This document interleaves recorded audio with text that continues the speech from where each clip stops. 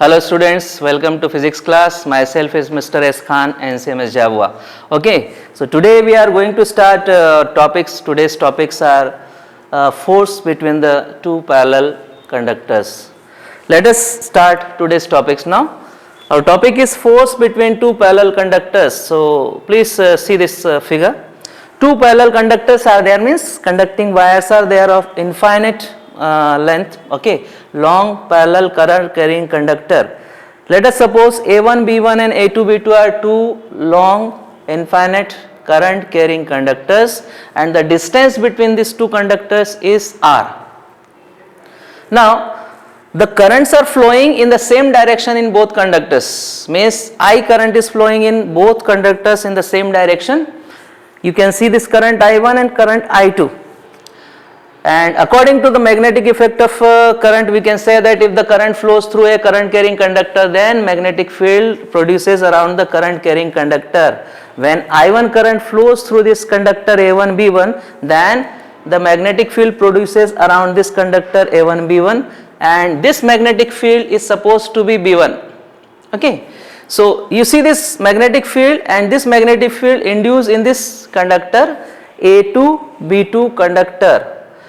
So we can say that if I1 is flowing here, the magnetic field is produced around A2 A1 B1, okay, and if we just try to find out the direction of magnetic field, please keep your thumb by right hand curl in the direction of current and you curl on your fingers. You can see that the circle, it is moving down, and this same magnetic field V1 is induced here at conductor B, means second conductor, that is A2 B2. The direction of magnetic field is inward here at other conductor A2 B2 B1 magnetic field. Similarly, we can see that when current I2 flowing in the same direction in second conductor A2 B2, due to this also a magnetic field is produced. That magnetic field we introduce as B2 magnetic field. So we can say that current I2 is flowing in this particular direction there. The magnetic field is produced around current carrying conductor, and if we keep our thumb in the direction of current and curl on our fingers around the current carrying conductor, we can see that the direction of magnetic field here which induced at conductor 1, means A1 B1, its direction will be coming outwards. So B2 magnetic field when induced with current conductor A1 B1, its direction is outward, and B1 magnetic field when induced with the second conductor A2 B2, its direction is inward. So this is the direction of B2 magnetic field which is outward, and this is the direction of magnetic field B1 which is inward here. So let us go through the derivation of this and try to find out the force between the both conductors, parallel conductors. Let us see now. According to the formula, when current I1 flows and due to this V1 magnetic field produced, its expression is that due to the long straight conductor, the magnetic field produced around a current carrying conductor is mu naught 2I upon 4 pi r, where r is the distance, and we suppose that the distance between the two conductors is r. So we can say that mu naught 2I, and current I1 is there, so we suppose that mu naught 2I1 current upon 4 pi r. This is the expression for the magnetic field V1. Okay. Now the unit length of A2 B2 will experience a force as when this magnetic field induced with the second conductor A2 B2, the force is experienced by unit length of this second conductor A2 B2, and that force will be equal to IBL. IBL, L is the unit length of this particular conductor and B is the magnetic field. So which magnetic field is induced with it? V1 magnetic field is induced with the second conductor. Which current is flowing in second conductor? I2 current is flowing through the second conductor. So force experience in second conductor is supposed to be F2 force, okay, and that force is supposed to be B1, I2 and L. L is the unit length of the second conductor. I2 is the current flowing through this. If we place the value of magnetic field B1 here, what will be our expression? our expression will become F2 is equal to mu naught 2 I1 I2 upon 4 pi r into L. L is the unit length. Let us suppose this is the equation number 1. If we try to find out the force per unit length, we can bring this L down here also.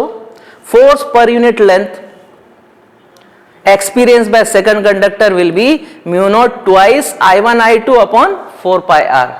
This is equation number 1. Similarly, in the same case also, the conductor A1 B1 also experience the same amount of force. Why? Because when the current I2 flows in second conductor A2 B2, magnetic field B2 linked with the first conductor, okay, and its direction is outward. So B2 magnetic field expression will be, we can say here that B2 magnetic field expression will be same there, okay. The current I2 is flowing there. Here we can say that we place the value here, expression will become F1 force experienced by first conductor A2 B2 is equal to mu naught twice I1 I2 upon 4 pi r. Same expression we can get here also, and F1 upon L means force per unit length. So for force per unit length X first conductor A1 B1 will be equal to mu naught twice I1 I2 upon 4 pi r. Let us suppose equation number 2. If we compare both equation 1 and 2, force per unit length, the expression RHS side of both equation will be same. Therefore forces F1 and F2 experienced by both conductors A2 B2 which are parallel to each other are also same. What will be the direction of both forces? Let us try to find out the direction now. Which method we apply to find out the direction? Let us see the figure here. Now we can see that B1 magnetic field is reaching inside the inward, and if we try to find out the direction of current is moving in upward direction.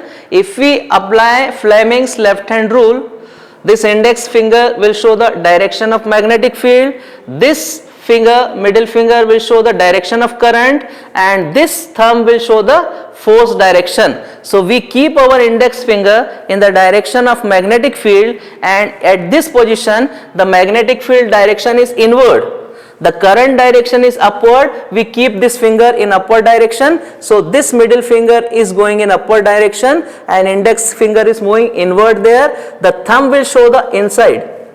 So force at F2 direction will be inside here. This is the direction of force experienced by conductor second. Now we try to find out the direction of first force F1 in conductor first. You see that the direction of magnetic field is coming outward. Current is moving in upward direction, okay. When we apply the Fleming's left hand rule and we try to just keep the index finger in the direction of magnetic field, this is the direction of magnetic field, and we keep the direction of current is moving up. This middle finger will go up like this. What is the direction of thumb? The thumb direction shows this one. So this is the force direction, F1 direction. We can see force direction is this one. It means that if two parallel conductors are there and current I1 I2 is flowing through the both conductors in the same direction, then force experienced by both conductors, the direction of force will be towards each other. It means that there is a force of attraction between the two parallel conductors if the current moves in the same direction. Suppose that if current moves in opposite direction in both conductors and conductors are kept parallel to each other, what do we see that? In that case, the direction of force will be opposite to each other, and when the direction of force will be opposite to each other, it means that there is a force of repulsion produced between the two parallel conductors. So this is about the two forces between the two parallel conductors and their directions and their nature. Okay. By using this concept, we can say that we can define the 1 ampere of current also. Okay, we can say that what do we understand by 1 ampere of current? So we can say that 1 ampere is the current which flows through each of the two parallel uniform long linear conductors which are placed in a free space at a distance of 1 meter. Then they will experience the force of attraction of repulsion, that force will be equal to 2 into 10 to the power minus 7 Newton per meter. So this is the definition of 1 ampere. So we can get the definition of 1 ampere of current by this concept of two parallel current carrying conductors. So this is about parallel current carrying conductor. Our next topic is torque experienced by current carrying loop in a uniform magnetic field. Suppose that if a rectangular coil or current carrying coil or loop, we can call it loop also, okay, if this rectangular current carrying loop or coil is placed in a uniform magnetic field. Uniform magnetic field means the magnitude of magnetic field at each point remains same. You see this figure here. According to this figure, we suppose that A, B, C, D is a rectangular current carrying loop which is placed in a magnetic field. The direction of magnetic field is this one. You can see that the arrow symbols shows the direction of magnetic field here. We suppose that the length of this particular rectangular coil is supposed to be small l and the breadth is supposed to be small b. Okay. Now, how this particular, when this particular coil is kept and current is allowed to flow through this coil, the coil will experience or the loop will experience torque in it. How it experience torque in it? Suppose that the current I is flowing in this particular direction there, then according to this, the direction of magnetic field is this one and the direction of current is in upward direction in which part of the coil? AB part. AB part. So we can say that this index finger shows the direction of magnetic field, this shows the direction of current, thumb shows inward direction. So force F1 applied on AB part of this coil will be inward. Okay. Now if we see that here, second part, CD part, we can see the current is just rotating, moving here and coming down in this. The direction of current in CD part of this coil is downward direction. If you want to find out the force here, so we can see that this is the direction of magnetic field, this is the direction of current, thumb show the direction of force. So force on this part, CD part of the coil will be outward, F1 force is moving inward and F2 force is outward. Okay, both forces will be equal in magnitude and opposite in direction now. If we consider this one, so this force, this part, AD part and BC part, we can say that the forces F3 and F4 forces are acting on the same line and they are equal in magnitude. Both forces will cancel each other. Let us go through that. We have to derive the expression for the torque, okay, by using this concept. We know that force acting on a conductor of length current carrying conductor in magnetic field is given by, we know the expression for is force is equal to I current is flowing through the coil into L cross B. L is the length of the current carrying loop and B is the magnetic field. This is supposed to be equation number 1.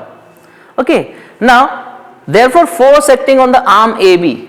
AB arm force we suppose F1 there. So, F1 is equal to I into L cross B, that is IBL. Okay. Equation number 2. Now, and the angle between this B and L is supposed to be 90 degree there, that's why we are writing it IBL only, otherwise IL cross B will become LB sin theta, okay, cross product of two vectors. The direction of perpendicular to the length of arm AB and the directed inward, the force F1 is directed inward, I explained to you the Fleming's left hand rule. Similarly, force acting on the arm CD, we have seen that F2 force is coming outward, its expression will become IBL also. So F1 and F2 are equal in magnitude, opposite in direction, so they try to form the couple of force, okay, and due to this couple of forces the torque will experience by this particular coil. F2 is perpendicular, direction is outward, see this figure.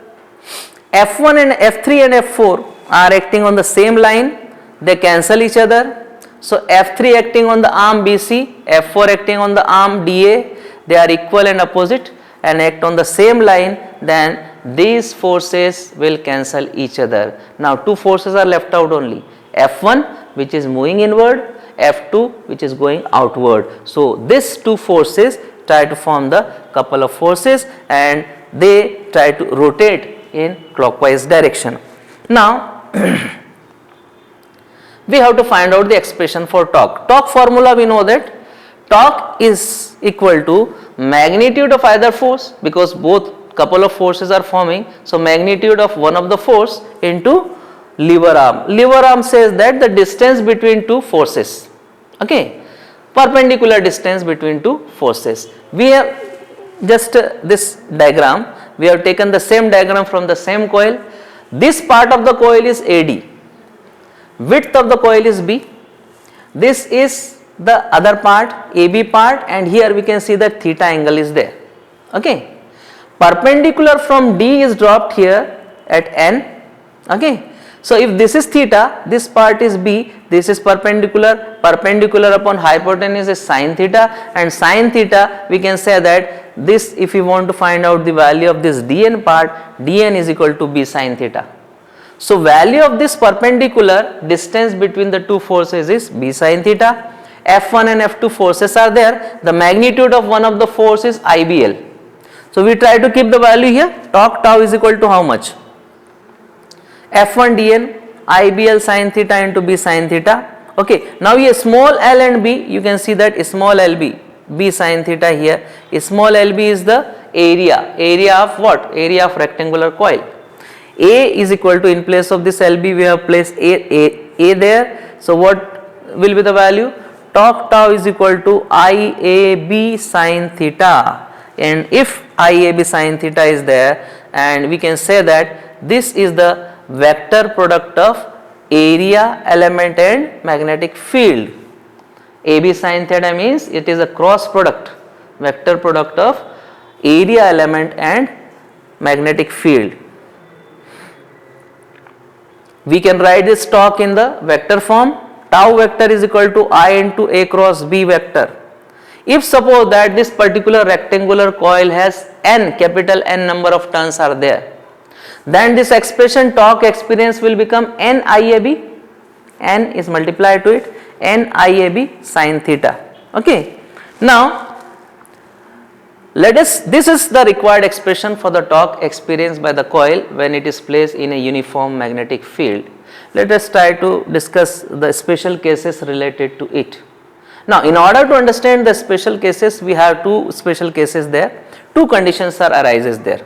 Suppose that this coil is aligned in such a way that the plane of the coil is in the direction of, is parallel to the direction of magnetic field, then what type of angle is made between the area vector and the magnetic field? Suppose this is the direction of magnetic field and this is supposed to be a rectangular coil, and this is the plane of rectangular coil. This plane of rectangular coil is parallel to this magnetic field. This is the direction of magnetic field. What is the direction of area vector? So we can say that this is the direction of area vector. Area vector is always perpendicular to the plane of the surface. So this is the direction of area vector. So area vector and magnetic field both are perpendicular to each other, and the theta between A and B will become 90 degree. If theta between A and B will become 90 degree means sin theta is equal to 1. We place the value in equation number 5 here, sin 90, and it is equal to NIAB. The value of torque is equal to NIAB, maximum torque experienced by coil when sin 90 degree is there, okay. So this is the position for the maximum torque, and this is the condition for radial magnetic field also. I am going to explain to you what do you understand by radial magnetic field. Second condition arises that suppose that this particular coil is aligned in such a way that the plane of the loop or coil is perpendicular to the direction of magnetic field. Now this is the plane of coil and this is the direction of magnetic field, and I consider that the plane of this coil is perpendicular to this. If plane of coil is perpendicular to the direction of magnetic field, what will be the direction of area vector? The area vector direction will be same as the direction of magnetic field. It means that the angle between area vector and magnetic field is 0. Both are parallel to each other, means theta is equal to 0 degree. If theta is equal to 0 degree, sine 0 value is equal to 0. If we place the value of sine 0 here, we can say that torque experienced by coil in this condition will be 0. Means this is the minimum value of torque, and in this condition the loop will remain in the position of equilibrium. So these are two special conditions related with the torque whenever a coil or current carrying coil or loop is placed in a uniform magnetic field. So this is all about this topic now. Let us start the last topic of this chapter, that is the galvanometer. What do we understand by galvanometer? We are going to study now moving coil galvanometer. Moving coil galvanometer means the galvanometer is a device which is used to sense current. The device which is used to detect the small amount of current or detect or measure the small current, that device is called as the galvanometer. What are the working principle of galvanometer? We can say that when the current flows through a loop or coil, then this particular coil or loop will experience a torque. This is the first principle. And second principle, we suppose that the second principle is the radial magnetic field. What do we understand by radial magnetic field? So we can say that this is the figure. We just try to, this is the figure now. We just try to see the figure here, okay.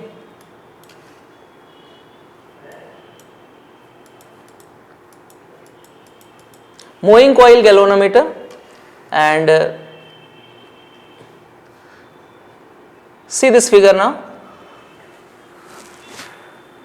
In this particular device, moving coil galvanometer, a rectangular coil, means the rectangular shape frame is just fitted over a soft iron core, and the shape of the soft iron core is cylindrical.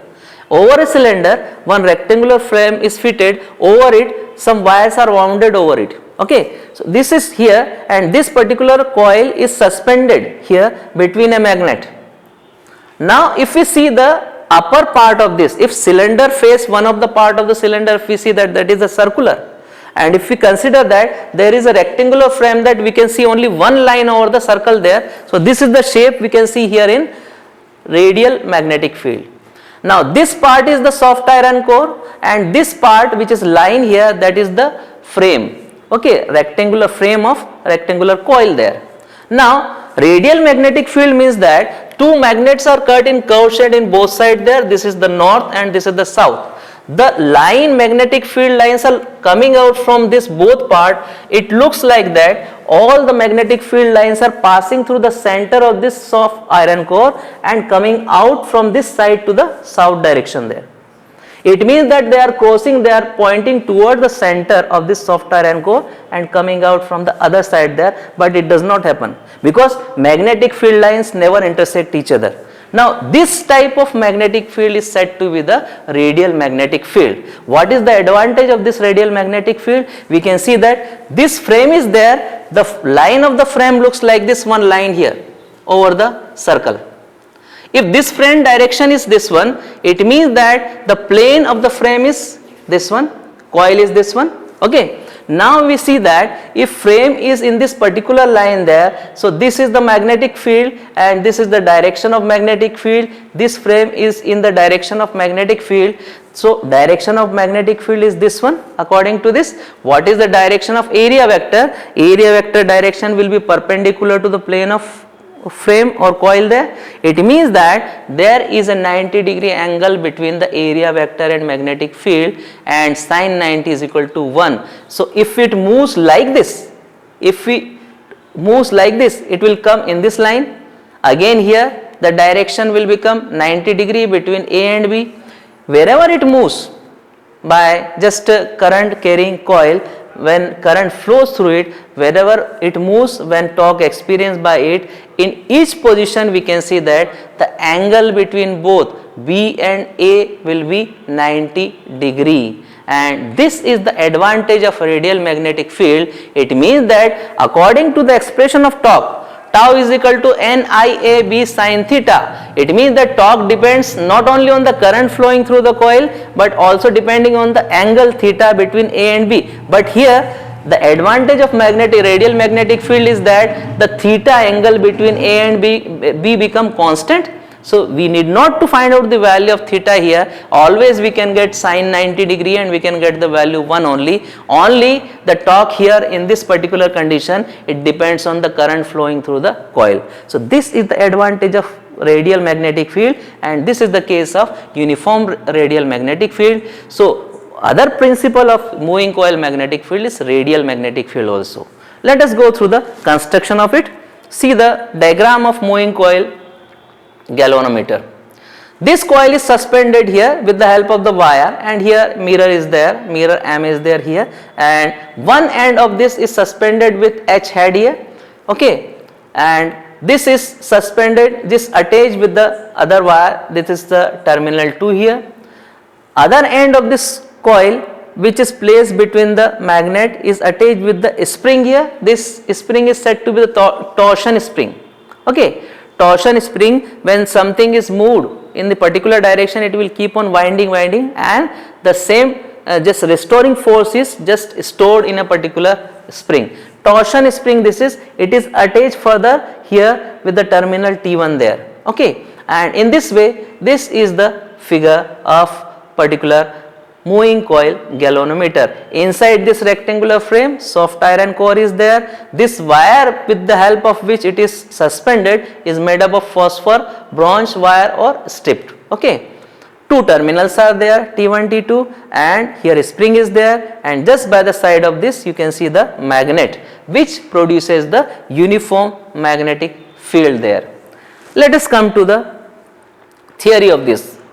How it works? According to this, when current flows through the coil in a moving coil galvanometer, B is supposed to be intensity of magnetic field, I current is flowing through the coil, L is the length of the coil, small b is the breadth of the coil, L cross B is the area of the coil, we suppose, and area vector direction, you know, the direction of the area vector is perpendicular to the plane only. N is the number of turns in the coil there. When current flows through the coil, it experiences a torque, and torque expression, you know that sin torque tau is equal to NIAB sin theta, and according to the radial magnetic field, when theta is equal to 90 degree, we can get the expression of torque here. In the case of moving coil galvanometer is tau is equal to NIAB, that is equation number 1, okay. Now when it moves in a particular direction, torque is produced in a particular direction. With the same, this torque is said to be the deflecting torque. It deflects in a particular direction by making certain angle, and that deflection angle is supposed to be phi. As the coil gets deflected, the spring which is downward, which is attached downward, that is the torsion spring, it twisted, and a restoring torque per unit twist, then the restoring torque for the deflection is phi. Okay, it just start twisting like this, and restoring force, restoring torque is produced in the spring there per unit twist there, and we denote it by phi. So that torque tau dash, we suppose that restoring torque is tau dash, which is equal to k into phi, where k is supposed to be a spring constant. Let us suppose this is equation number 2. Now when this particular coil is moving by torque here in this particular direction, and in this case when twisting is taking place down in the spring, when deflecting torque and restoring torque both become equal, means both comes in equilibrium position or in balance condition, this particular coil will stop at one position, and the indicator of the galvanometer will show some reading there. This is the balance condition. In balance condition or equilibrium, the value of both restoring torque or deflecting torque will become equal. It means that equation 1 deflecting torque, equation 2 restoring torque, tau is equal to tau dash. We keep the value of both torques equal to each other. We see here NIAB is equal to k phi, equation number 3. I is equal to, if we place just transpose NAB value downward there, K phi upon NAB. We suppose that K is a spring constant, N number of turns are constant in a coil, area of the coil is constant, AB is a constant. So this K upon NAB is constant, which is equal to capital G. We write here I is equal to G into phi, equation number 4 there, where G is a galvanometer constant and its value is equal to K upon NAB. It means that I is directly proportional to phi, or this is the equation number 5. This is the expression for the moving coil galvanometer. It shows that deflection of the coil is directly proportional to the current flowing through it. Okay. So its deflection depends on the current, how much current is flowing. If current is more, deflection will be more, the torque experience will be more, and current is less, it will be less. So hence we can use a linear scale in galvanometer to detect the current in the circuit. So this is about the galvanometer and its working, construction, principles. Okay, this is a moving coil galvanometer. What do we understand by sensitivity of galvanometer? So we can say that sensitivity means that if a small current flows through a circuit there, through a galvanometer, there is a large deflection takes place in the coil, in the needle of the galvanometer coil. Okay, so this is said to be its sensitivity. Okay, it is very sensitive just device, galvanometer. Two types of sensitivity is there, current sensitivity and voltage sensitivity is there. When the deflection produced in the galvanometer per unit current is said to be the current sensitivity. We denote it by phi. Phi is reflection upon I is current. If we place the value of current, current value is equal to K phi upon NAB. K phi is down and NAB is one up there. Phi is cancelled by phi, we can get NAB upon K. So this is current sensitivity. Okay. How do we increase the current sensitivity in a galvanometer? You can see NAB. So current sensitivity is directly proportional to capital N, number of turns in the coil, directly proportional to the area of the coil, directly proportional to the magnetic field. If the values of these three terms increases, then the current sensitivity also increases. If the restoring torque means the spring constant, the value of spring is just reduces, then in that case the current sensitivity also increases because it is inversely proportional to the spring constant K there. This is current sensitivity. Next one is voltage sensitivity. The deflection produced in the galvanometer per unit voltage is called its voltage sensitivity. So voltage sensitivity is equal to phi upon V, where V is a voltage. V is equal to, according to Ohm's law, IR. We know the value of I is equal to K phi upon NAB. We place K phi upon NAB, phi is cancelled by phi. What do we get? NAB upon KR. Okay, where R is said to be the resistance. Okay, so here the same thing is there. How do we increase the voltage sensitivity? It is directly proportional to NAB. Number of turns, area and magnetic field is increased, we can increase the voltage sensitivity. If we want to increase the voltage sensitivity, resistance and the spring constant value should decrease, then only the voltage sensitivity of the galvanometer will be increased. So these are the two types of sensitivities, we can just see that here. Next topic is conversion of galvanometer into ammeter. Ammeter is a device which is used to detect or measure the current. Okay, so we can convert the galvanometer into ammeter also. Okay, so how do we convert it? A galvanometer can be converted into an ammeter by connecting a very low resistance wire parallel to it, and that low resistance wire is said to be shunt resistance we call it. See the figure here. This is the galvanometer, and here parallel to galvanometer S resistance, low resistance wire is attached parallel to it, and this is terminal A and this is terminal B. Why do we use this? Suppose that in a particular circuit the current is flowing from terminal A to terminal B, this I current, very small margin of current from I will just move in this particular path through the galvanometer. Ig current will pass through the galvanometer, and the remaining current means, since this resistance is very low, okay, resistance of galvanometer is high and shunt resistance is very low resistance, the remaining part or the maximum part of the current, just this current just want to move through this path only, A to B. Okay, so I minus Ig, the maximum part of current will pass through the shunt resistance, that is called as the bypass. Okay, so it will move from A to B in this particular down. Okay, so in this way we can convert the galvanometer into ammeter, and we can just get the expression, try to find out the value of shunt resistance also, how much resistance is placed parallel to the galvanometer to make it an ammeter. Let G and S be the resistance of galvanometer and shunt resistance. Let I be the current passing through the this particular circuit here, ammeter of the circuit. Ig be the current flowing through the galvanometer, okay, corresponding to which galvanometer gives the full scale deflection. When Ig current passes through it, it gives the full scale deflection.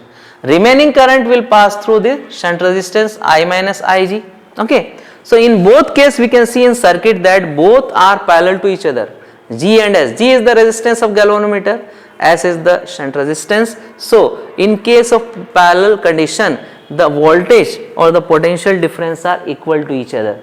So Ig into G is the potential at galvanometer there, and I minus Ig into S is the potential across this S shunt resistance. Both are equal. We keep both are equal here, and just by transposing the value of I minus Ig, we can get the expression for S, that is the shunt resistance, Ig minus upon I minus Ig into capital G.